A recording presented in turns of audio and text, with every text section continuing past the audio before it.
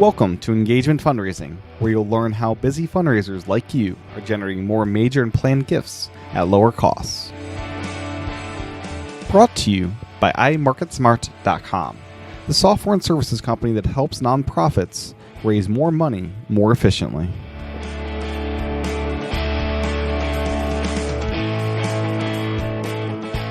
Think it through for a second. Instead of hating on them, why not figure out how to get your share of money out of there? Why not connect the dots between you, the donor advised fund, and the value proposition? How about if you think in that way and you grease the skids and you facilitate the process, then the donors will make the recommendation so that the money comes to your organization and you will reach your goals for the year. Hi there, I'm Tim Chadden, Marketing Solutionist at MarketSmart. On today's episode, I sit down with Greg Warner to discuss donor-advised funds, what they are, and how your organization can take advantage of them. Not sure what engagement fundraising is, or how to take advantage of donor-advised funds? Well, you will soon. Hey, how's it going? It is super spectacular, Mr. Tim. Excellent. How are you? Doing good. Yeah, it's a good day. It's a good day. Football's coming around. Yeah, You know? This hot weather is almost done with. Yes. It's really nice. I'm a And happy actually, guy. when this gets released, it'll probably be fall at that point, Perfect. and it'll be nice and cool.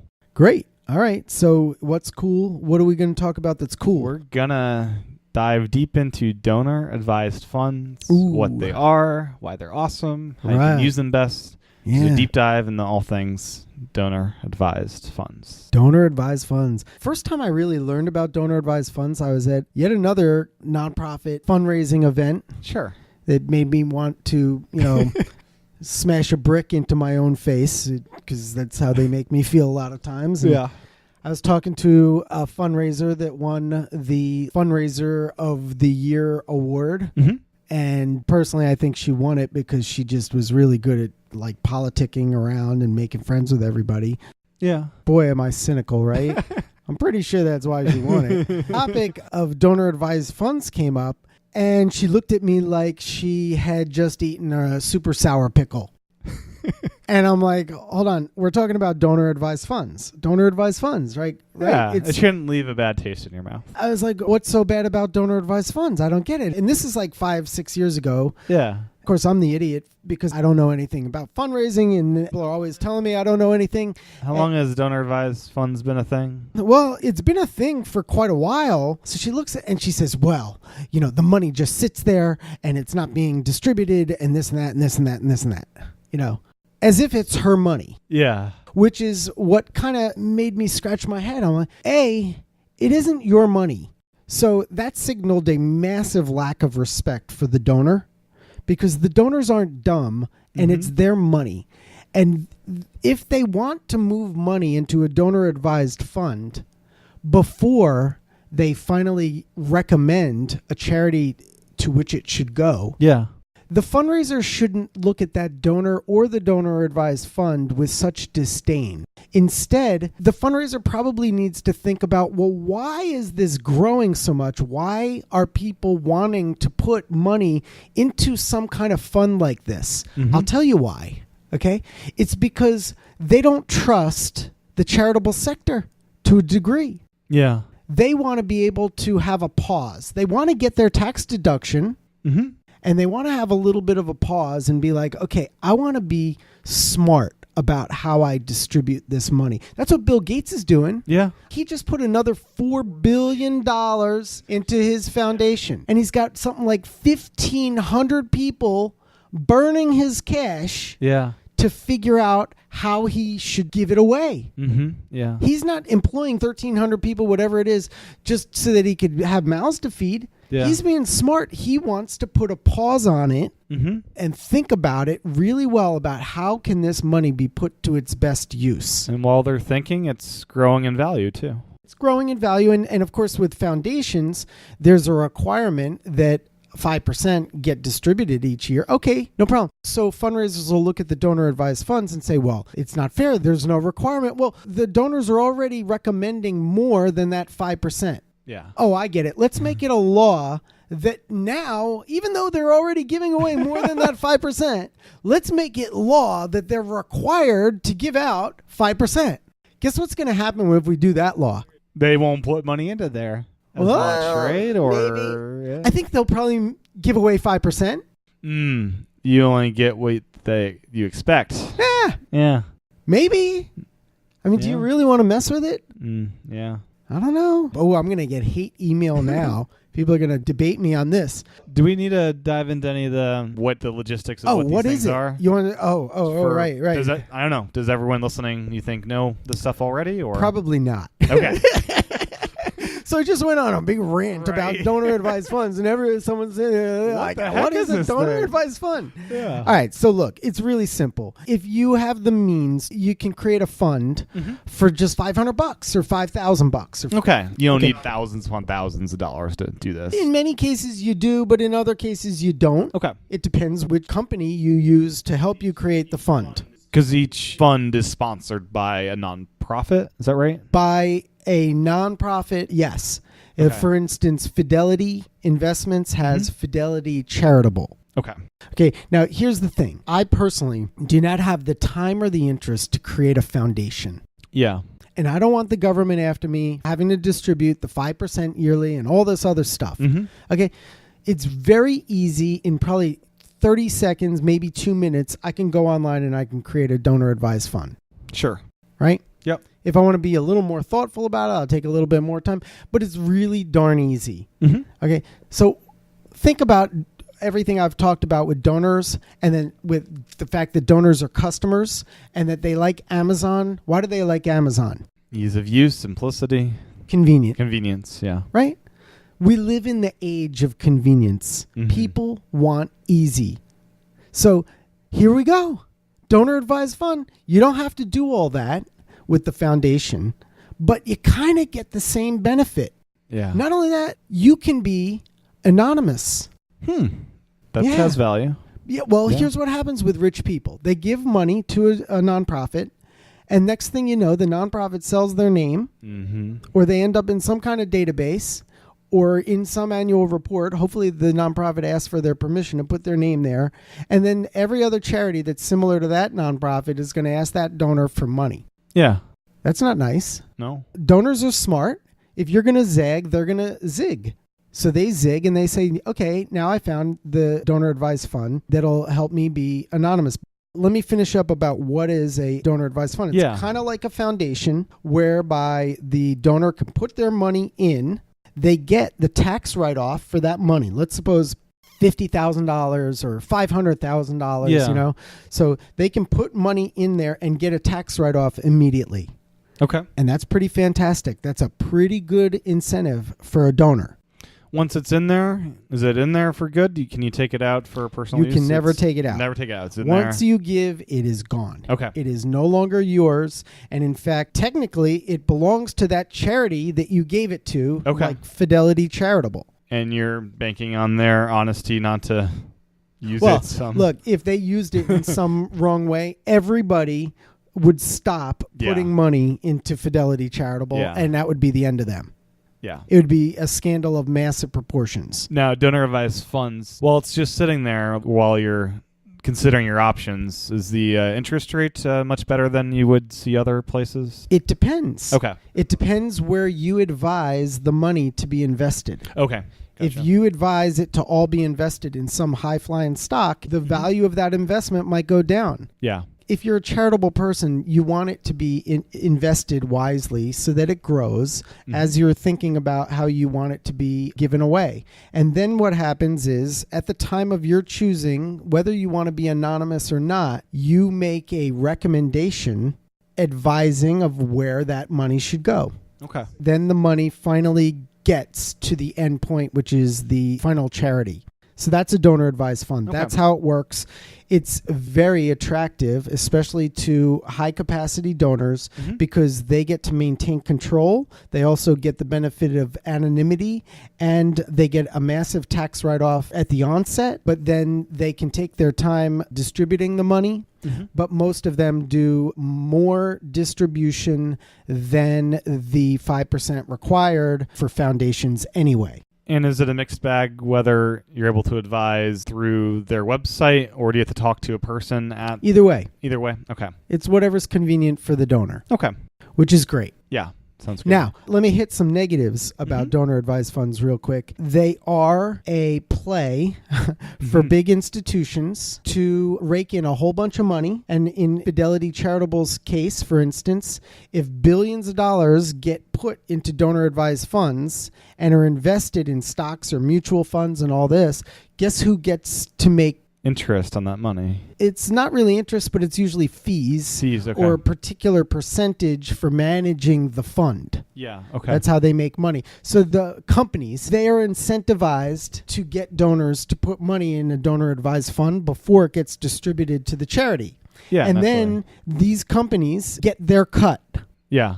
Just like the credit card companies get their cut for taking donations online. Yeah, it's Apple Pay is rolling out this fall where you'll be able to send people-to-people payment. And while that money's sitting in your virtual debit card, Apple's going to make money on that. Similar concept that's sitting someplace. And wherever there's money is involved, there's parasites that will find a way to get some of it. Yep. So I get that some people don't like that, but the value that those companies are providing the donor outweighs the cost, and the donors don't mind. So the nonprofits that are managing these funds, are they sending their donations or profits to a counterpart for-profit business? Is that legal, or what do they do with all this money? Okay, so that's a good question. Yeah. Here's the rub. It's very hard to get information out of those quote-unquote nonprofits like Fidelity Charitable. Yeah. You want to find out what the CEO of that organization earns? Because they have no real incentive to be that open like other nonprofits do. No, because if they were open, there would be big news stories about how much that person gets paid. Most likely. Most likely. Yeah. I don't know how much. Yeah. But yeah, there's probably some fat cats involved in that. Okay. Right? Yeah. But yeah, overall, it's a good experience for the donor, though. And that can tick us all off. Mm-hmm. But in the end, you're talking about a value proposition, and people know where a good value proposition is. You can hate Amazon if you want because they're getting so big, right? Sure. You might decide, well, I hate them because they're too big. And they're putting the little store on the corner out of business. Yep. Therefore, I hate them. Okay, you cannot deny, though, the value proposition they provide. Nope.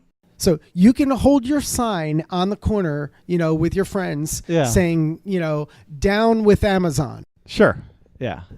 And most people driving by are not going to honk when you say honk if you hate Amazon. No, because they all love Amazon. Everybody loves Amazon. And they even put a smile on the box. Yeah. Okay? Yeah. I get it. Mm-hmm. We want to be haters, but... Yeah, donor advised funds provide a great service for the donor. They really do. So here's my take on it. And for this fundraiser that we talked about at the very beginning, where she had a sour look on her face about it, as if it's her money. And she's been at 3 other organizations since. So I don't know why she cared so much. Except that maybe somebody else told her to behave that way. I don't know. It's kind of a group thing. Yeah. Like everybody hates him, so I need to hate him also. Okay, whatever. Think it through for a second. Instead of hating on him, why not figure out how to get your share of money out of there? Why not connect the dots between you, the donor advised fund, and the value proposition? How about if you think in that way and you grease the skids and you facilitate the process, then the donors will make the recommendation so that the money comes to your organization and you will reach your goals for the year. Yeah. Your fundraising goals. Step 1's identifying who has a DAF. That's right. They grew 300% in the past 6 years. Yeah. At the same time, 13% of all charitable giving has grown. Yeah. Hold on. Charitable giving has grown 13% in 6 years. Is that what you're saying? Yeah. Chronicle of Philanthropy during the same period, that 6 years, 300% increase in DAFs. Okay. Compared to 13% for charitable giving. This is what we call a sign. Okay. A lot of your major donors live like in the DAF And Yeah. yeah. Standing on the corner at a fundraising conference with a sour pickle look on your face saying you hate donor advised funds is not going to change the fact that the donors like the Right. Yeah. Instead, get out of your own way and think about how are you going to provide value to people so that they'll select your organization to get their donor advised fund money. So the first step, as you were saying, is, well, I guess maybe you read my blog sometime, is I do. you got to, thank you, I'm glad you read it. That's one person reads a blog. No, but you got to identify who has donor advised funds, which is information you can't buy. No. You know who knows who has donor advised funds? You know who has the biggest list of who has donor advised funds probably in the world? Us. Yeah, Market Smart. Yeah. Thank you very much. Of course, we can't divulge it to all the other charities because I don't believe in that. Yeah. I don't do that. We don't do that. No. We don't sell names. All the data is private. But I'll tell you what. So we're going to plug the donor survey because Sure. guess what? It works. If you ask the donors if they have a donor advised fund, guess what? They'll tell you. They'll tell you. Yeah. Because the people that have it are probably pretty, if they're taking your survey, they're probably pretty ready to tell you, hey, I have a DAF. That's right. Yeah. Magic. Mm-hmm. The magical donor survey. Yeah. Ask. There. So then you get X number of responses. All of a sudden now you have a 227 person list of high capacity people. Because let's face it, people who are going to give you $20 are not doing it from a donor advised fund. No, they'd be pretty, I don't know, high-minded to set one up for that. This episode is brought to you by us here at iMarketSmart.com. Learn about a free resource on donor surveys in this quick break. You've heard Greg mention just how valuable donor surveys are in this episode to help identify what donors have donor advised funds. Well, if you visit www.imarketsmart.com/survey report, you can download the ultimate resource on how to conduct donor surveys. Here's just some of what you'll learn by downloading this free report. You'll learn how to save time and improve your efficiency, how to inspire supporters to give more, how to uncover who has wealth and capacity, how to uncover who has donor advised funds. You'll learn how to tell why people really care about your mission, how to update your donors' records through surveys, and much more. Download the report right now by visiting iMarketSmart.com/survey report. That's iMarketSmart.com/survey report. Now, back to our conversation about donor advised funds. The average donation, don't quote me on this, from a donor advised fund is something like $4,000. Yeah. The average recommendation, I should call it. The average account size, for reference, in 2015 was $235,000. Oh, that's it? Yeah, that's it. No big deal. It's almost $250,000 sitting in there. Oh, let's not try and work with them. Let's just hold up signs and petition Congress and make them give us their money. Okay. I'm guessing you can't ask the organization hosting the DAF who their clients are. No. Would not be One of the reasons why people put the money in there Be is so they can be anonymous. Yeah. It's a benefit. There goes the value proposition. Yep. So first you got to figure out who has them. But even if you can't figure that out, you've got to make it easy for people to give by them. And now here's another free tool. I'll give all of our listeners a little sneak peek. Okay. Yep. And we've been developing this for way too long. It's probably been about 10 months. It should not have been this hard, but it was hard. Yeah. But we're creating a DAF widget, a donor advised fund widget, because I believe that every single nonprofit should not only have a donate now button on their website, which is for the masses. That's populist fundraising. I get it. You should have that. But just next to it or beneath it, you should have the button for the first class passengers too. Yeah. Why would you not have it? And it should say give from your DAF or give from your donor advised fund.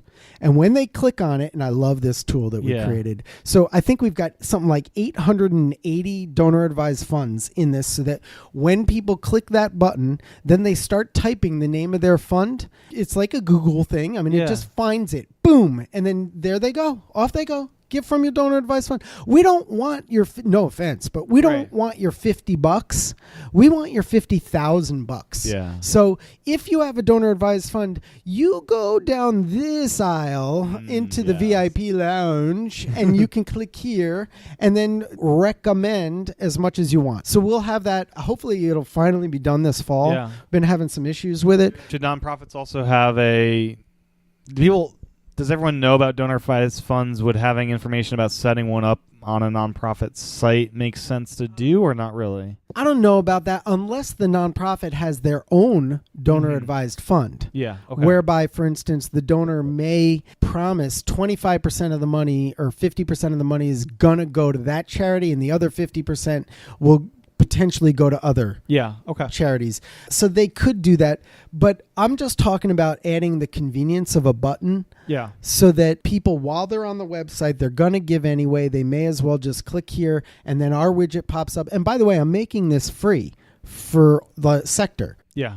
Because I think that it's wrong that donors only get to click on the Donate Now button. Mm-hmm. I don't think that's fair. What about those first-class passengers in the VIP lounge? We should give them the button that is appropriate for them. And when this comes out, then if charities will only take the snippet code, it's just going to be a little string of code, and give it to their developer or whoever it is in their office and say, look, put this button next to our Donate Now button, then you'll get more donor advised fund. Yeah. And in fact, we should probably mention, if you want to be on the waiting list to be the first to beta test this as we start rolling it out, just email us at info@imarketsmart.com and we'll get you right on there so you could be the first. So what are some other ways that nonprofits can take advantage of this? Okay, right, because I'm sitting here saying, I rant. Yeah. So I'm sitting here jumping up and down saying that nonprofits need to get on the bandwagon and make it easier rather than holding up signs and asking people to honk. So here's the thing. First, the list. But second is to remind supporters, especially the ones that you know have a donor advised fund, but really all supporters, remind them that you accept donations in that way. Okay. Why not make it as part of every ask? All annual fund asks say send a check or use your credit card right, or your donor advised fund. Thank you. Yeah. Why not? Why not? Yeah. What's the easiest way to make that ask? Unfortunately, without this daft widget button that I'm creating, it's just not convenient. That's why I'm creating it. Hopefully it catches fire and everybody has it, and then it just becomes, then when they go online, you don't even have to mention it. It's just right there instead of clicking. So once this widget rolls out, you can tell them to go to a certain URL to use your DAF to print material. But how about this then? How about reminding people that you can give in honor of somebody through your DAF? You can commemorate them. How about just reminding them about how easy it is to give from their DAF? Look, I got to be honest with you. A lot of people with capacity who put $150,000 into their DAF, they got the tax write-off last December. Yeah. And they forgot. Right. It's just, It's sitting there. Money. It's earning money. They're busy. Remind them. And do a lot of DAFs have a way to schedule out every 6 months? You give could. This month. You can schedule it. Yep. If you want. Yes, you can. It'd be yes, you can. Good to get people on a subscription plan or whatever to give. Well, if you're building a relationship and you actually are talking to your donors, that's a good thing to talk about. Yeah. If a supporter has a donor advised fund, they most likely have some other kinds of stock accounts or mutual funds or a 401k or IRA or something. For instance, let's keep using Fidelity as an example, right? If they made a lot of money on a stock and they don't feel like paying the taxes on it and they don't need the money, some wealthy people, they don't need the money. Yeah. They can just transfer that appreciated stock into their donor advised fund. Very convenient. Very convenient. One phone call to Fidelity, or you walk in the office, or you do it online. And then not only will they not have to pay taxes on the appreciation, but they'll get a tax write-off for having donated it. Yeah. A lot of people want to do that. Yeah. Last thing on this is that they can assign the remainder of it as a bequest to your charity. Okay. So they can make your charity a beneficiary of their donor advised fund. Now, remember, according to our research, since we've done millions of donor surveys, we're finding that it's about 20% of all the people who take these surveys, all these donors, about 20% of them have no children. Yeah. So that means 20% are good prospects for leaving the entirety of their donor-advised fund to the charity. Now that brings up a question. For those with children, the DAF would pass to their children most likely for them to then advise where that money goes? It could. Okay, because the children can't have that money. It's in the DAF already. That's right. Yeah. That's right. Okay. But some parents will want to teach the children how to be good givers. Philanthropic. Yeah. Okay. Let's face it. The children and the parents and their loved ones going forward get great joy out of giving money away. Mm-hmm. So if the parents enjoyed giving money away and they've taught their kids to enjoy giving money away, it's a dynastic way of continuing. That's a way to ensure if your last will and testament has giving money away in it, you're not sure where to yet, you could put it in a donor advised fund and then your kids are forced to not use that for their own means. Yeah. I mean, look, Warren Buffett's son, I believe, manages most of his money in giving it away. Yeah. He loves it. He wrote a book on it. So, do you think we covered it? I think we covered it. I got a little hot on that one, but not that hot. Just hot enough. It's hot enough. It's a good hot. End of summer hotness. End of summer hotness.